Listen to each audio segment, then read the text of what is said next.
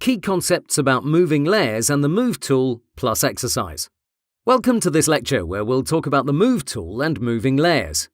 There's a clear distinction we have to make before we get started. First, it's one thing to move your layers on the canvas like so. Remember, the canvas is this area on the screen. On the other hand, you can also move layers in the Layers panel, thus changing their stacking order. This means you're sending a layer above or underneath another one. So you have to be aware of this apparent duplicity. You'll hear me say, now let's change this layer's position fairly often. How can you tell if I'm talking about moving it on the canvas or in the Layers panel? Well, based on the current context. From time to time, I'll rename, group and clean up my Layers panel. If I then mention moving some layers, it's with regards to their stacking order. If, on the other hand, we're designing a main menu and we just added some text, that's most likely about its position on the canvas.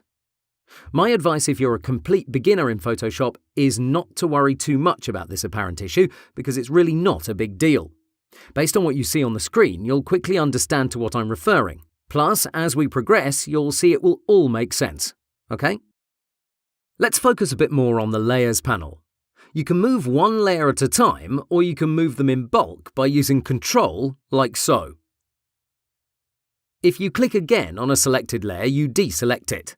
And like we previously saw, if you hold down Shift when you click on another layer, you'll get all those that are in between the two.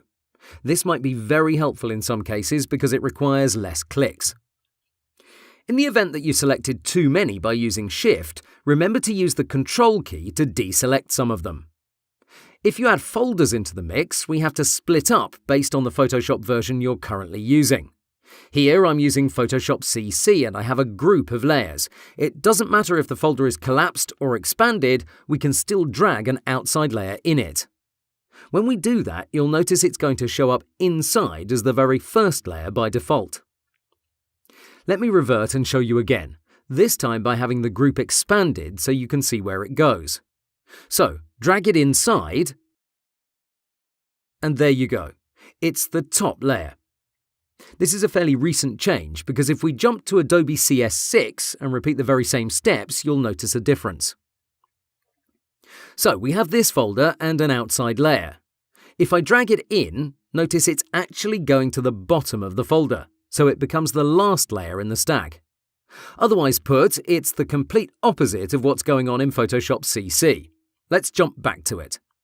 Okay, since a lot of people liked the old way of working, Adobe kept that possibility by using Shift when you drag your layers inside a folder.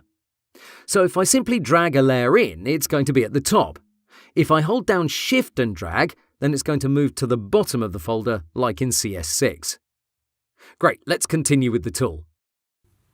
We've already used the Move tool in our work so far, but we'll spend just a bit more time on it since it's the most used one out of them all. Remember to use the V key to always come back to it. There's no excuse not to use this hotkey. What you might not know is that you can use any other tool, and if you hold down the Control key, you'll temporarily switch back to the Move tool. Here I'm painting with my brush, and now I want to move what I've done a bit to the side and then continue painting. Sure, I could use my hotkeys to switch between tools, but Control also works fine. As you can see, the cursor changes and it's easy to toggle back and forth. Remember, if you want to select a layer fast from the canvas, just hold down the same Control key whilst on the Move tool and click on it. Let's see what else you can do with it. You can of course use the Alt-Drag technique to make a copy. So hold down the Alt or Option key on a Mac and you'll see you'll duplicate your layer. Going back to actually moving a layer, if you hold the Shift key, you'll move your layer in straight lines or diagonally. This adds to your precision. That's about it. There's nothing majorly complicated to it, but you need to be comfortable with the few things it can do. To get you rolling with it, I've made an exercise for you. This is our deconstructed PSD file, and as you can see, it's a mess. What you have to do is reposition all these layers both on the canvas and in the Layers panel in order to get this result. You have both files attached to this lecture. Please download them now and get started. After you've completed the exercise, resume the course and check out how I went about solving it.